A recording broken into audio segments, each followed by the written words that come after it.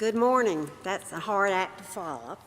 But Megan and I are here to keep you, as your wardens, to keep you informed and updated about what is going on in the administration building. As you know, a little over 2 weeks ago, testing was done underground in the parish hall and the tier chapel, and it was found that water had gotten in and the ductwork had mold and was deteriorating and was in terrible shape. So at that time we decided to close the parish hall and the tier chapel. But following that, we had experts come in for testing and wonderful volunteers who tested the rest of the building where the offices are, the kitchen, and it was found that there was even worse mold there, especially down at Sandy's end where his office is. It was also found to be mold in the air.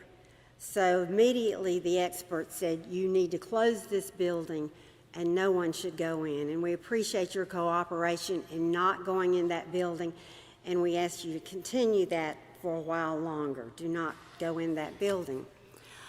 It was recommended that we have remediation done immediately, so on Tuesday night at the vestry meeting, the vestry voted to hire a remediation company to come in. They started work on Thursday, taking everything that was exposed out of that building, sanitizing it, packing it up, and either, if it belonged to the staff, moving it over into the annex, the old preschool building, or storing it in the big storage bin that you see in the parking lot. The staff is going to move over to the annex. They will set up their offices there. They will be available to you on campus.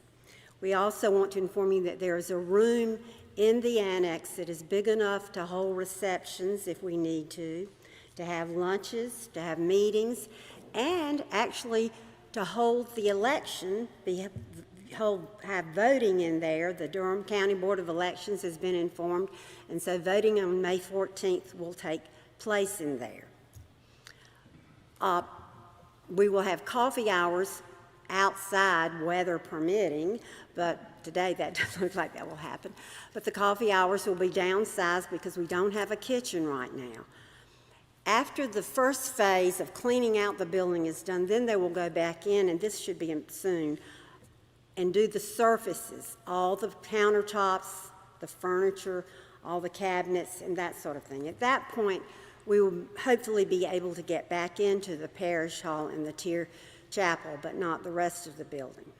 Fortunately, with the advice of wonderful volunteers in our congregation and experts, we know that this problem can be corrected.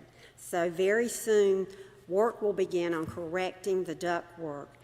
And also at the same time, we're going to give that building a facelift that it's needed.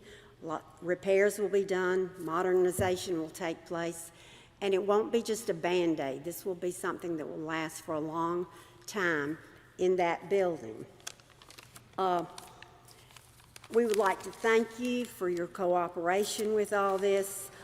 We know that these problems can be fixed, and we're fortunate for that. I also would like to remind you that a church is not a building. A church is the people who love each other and support each other.